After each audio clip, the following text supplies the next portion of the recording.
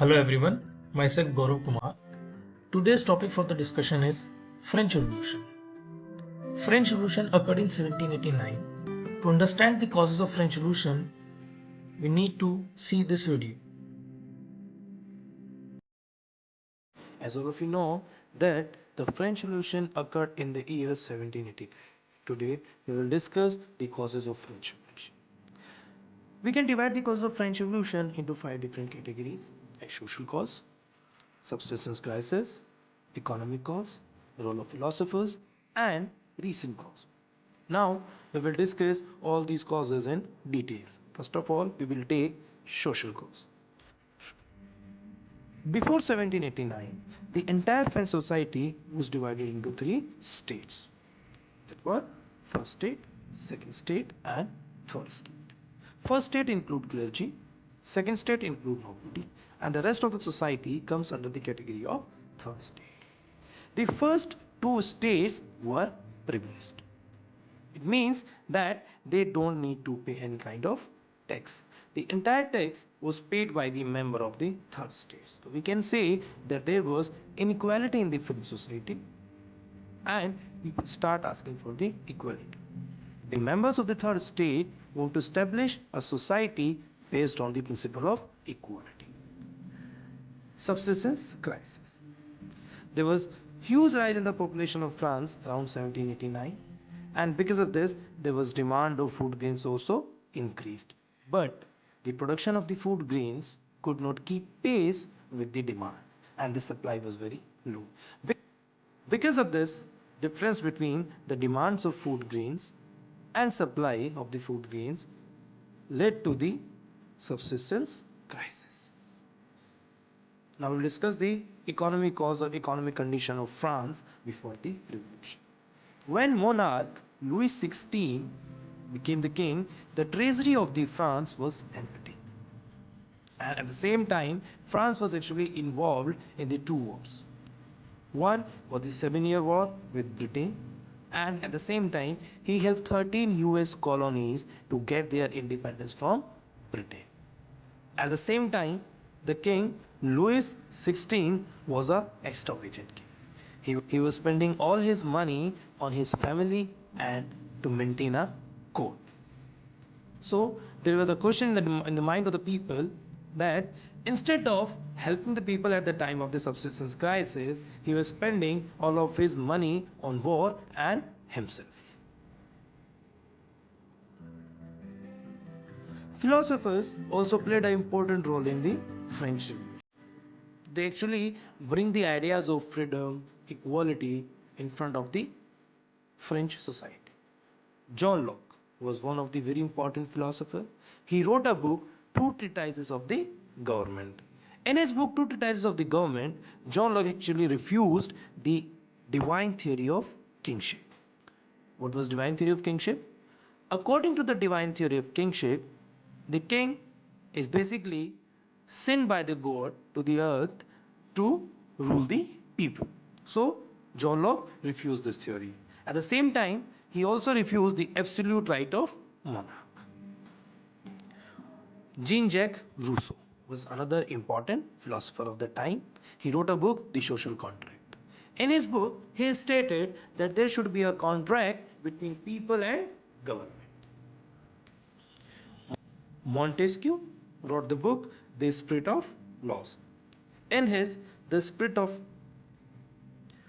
Montesquieu wrote the book The Spirit of Laws.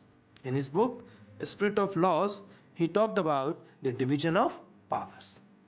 The division of powers within the government among the three organs: legislative, executive, and judiciary. The function of a legislative is to make the laws, executive implement the laws, and judiciary safeguard the laws. Recent cause. On the 5th May 1789, the monarch of France, Louis XVI, called a meeting of State General. What was State General? State General was a political body to which all the three states sent their representative. He actually called the meeting of State General on 5th May 1789 to impose a new tax. Before 1789, there was two taxes in the French society. One was tithe and another was taille. The tithe directly goes to the church and taille goes to the government. And as we discussed earlier, under the social cause, both the taxes was paid by the member of third state only. So, in the meeting, he want to impose a new tax, and all the decisions. In the meeting, the monarch want to impose a new tax, and all the decision in the meeting of State General was taken by voting. But the voting in the State General in the past had been conducted according to the principle that each state had one vote. This time too, Louis XVI was determined to continue the same practice. But the members of the third state, they said that voting should be based on equality, where one vote to each member and all votes should have equal values. When the king rejected this proposal, the members of the third state walked out from the assembly in protest, and they formed a national assembly. The main objective of the National Assembly was to form a constitution and to limit the power of monarch. So, with the formation of National Assembly, we can say this was the beginning of the French Revolution. Let's start with subsistence crisis. There were three main causes responsible for the subsistence crisis. First, the population of France increased from 23 million in 1715 to 28 million in 1789. This led to the increase in demand for food grains. But when the production of food grains could not keep pace with the growing demand, the prices of bread increased. On the other hand, the wages could not keep pace with the rise in prices. At the time of drought, harvest reduced and things got worse. Thus, the gap between the poor and the rich widened, and this led to the subsistence crisis. Constitutional monarchy. In 1791, France implemented a constitution. This was the first written constitution in France. The term constitution monarchy implies that monarchy and constitution, they both work simultaneously. They both were in the power simultaneously. So, the term constitutional monarchy is used. The aim of this Constitution of France was to limit the power of monarch. Powers were then divided and assigned to different institutions like legislative, executive and judiciary. It was decided that there will be a National Assembly which will be elected by the people. So if we are talking about the election, so there must be right to vote. So right to vote was given to the people, but it was not given to the all citizens. Only men of 25 years of age and above who paid taxes equal to at least 3 days of labor wages, they were entitled to vote, and they were given the title of active citizens. All other people who could not vote, they were considered passive citizens. Means the remaining men and all women were called the passive citizens. The National Assembly controlled the king and France became constitutional monarchy. Now, let's see how France became a republic. But first, we should know what is a republic. Republic is a form of government where the people elect the government, including the head of the government. There is no hereditary monarchy. Now, let's talk about the process, how France becomes a republic. Various political clubs were formed to discuss the government policies and plan their actions. One important club was Jacobin Club. It grew in popularity. It included less prosperous sections of the society. Maximilien Robespierre led the club. An insurrection was planned by Jacobins. King's palace was stormed and the royal guard was massacred and king held as hostage. Then assembly voted to imprison the royal family and held elections with men about 20 years, enjoying the right to vote. Newly elected assembly called convention was set up and abolished the monarchy, and it declared France a republic. Later, the king and the queen, they both were executed. Now, let's discuss Reign of Terror. The period from 1793 to 1794 is called the Reign of Terror because Robespierre followed a policy of severe control and punishment. Ex-nobles, clergy, managers of other political parties or members of other political parties and even the members of his own party who did not agree with his methods were arrested, imprisoned and guillotined.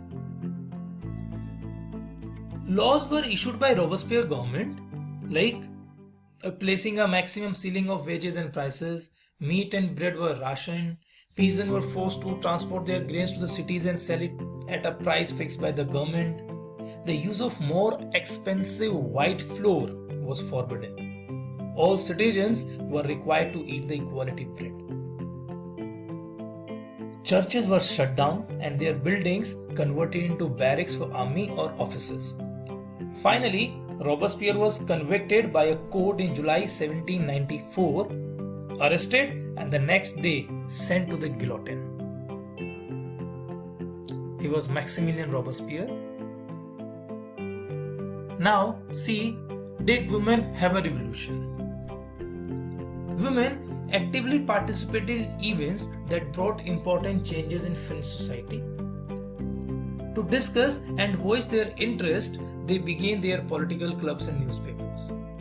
Being disappointed by the Constitution of 1791, they demanded right to vote. Because as we know, right to vote was not given to the women in Constitution of 1791 and women was categorized as passive citizen. So with the demand, they demanded right to vote and they demanded the right to elect to the assembly and hold public offices. Revolutionary government took some steps in favor of the women. Like for example, compulsory schooling, no forced marriage, marriages to be registered, divorce made legal and could be applied by both men and women. Women now could be trained for jobs and run small businesses. Movement for equal political rights, however, continued for over next 200 years. But finally, it was in 1946 when women got right to vote in France.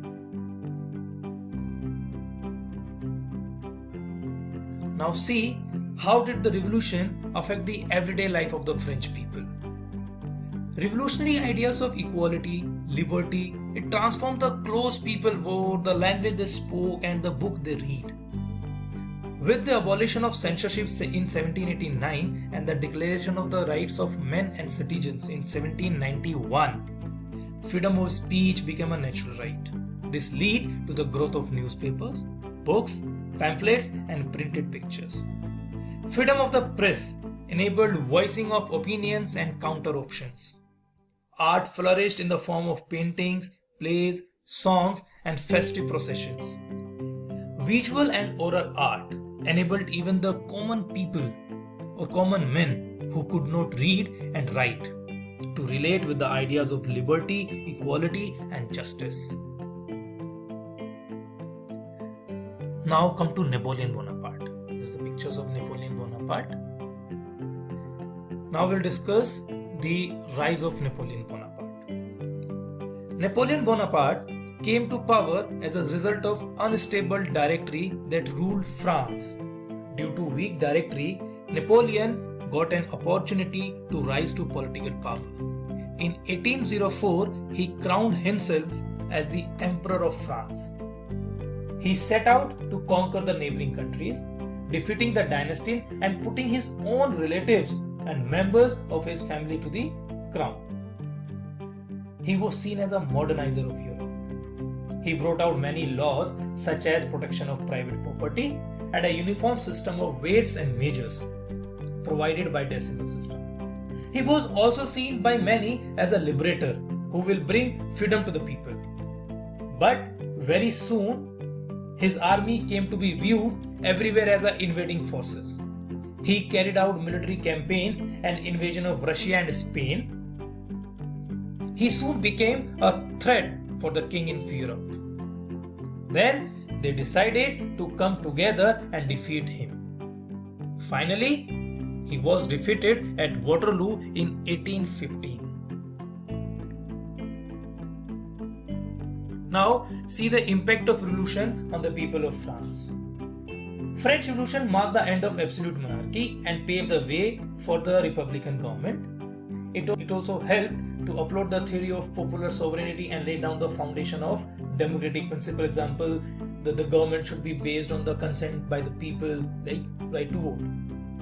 The slogans of equality, liberty, and fraternity became important in the world. Feudalism and serfdom were abolished, and the power of clergy curbed. People were given the right to vote during the Jacobins. New reforms were introduced in education of girls during the Jacobin times. And Napoleon also reformed legal system by reorganizing it and brought a progressive legal system. He also introduced economic reforms like fair tax system, increased trade, and development of French luxury industries like fashion, films, perfumes, etc. Let's discuss about some of the political symbols of France. First is broken chains. Chains were used to restrain the slave from running away. Broken chains signify the act of becoming free. A bundle of rods. It was used to convey the message that strength lies in unity. Snake biting his tail to form a ring, a symbol of eternity. The ring has neither beginning nor end. Blue, white, red. These are the national colors of France. The winged woman. It was the personification of the laws. The law tablet. The law is same for all and all are equal before it. Then we have the eye within or triangle radiating light. The all-seeing eyes stand for knowledge. The rays of the sun will drive away the dark cloud of ignorance. So dear students, there are some questions for the assignment. These are the references which I have used, like pictures I have used for the presentation.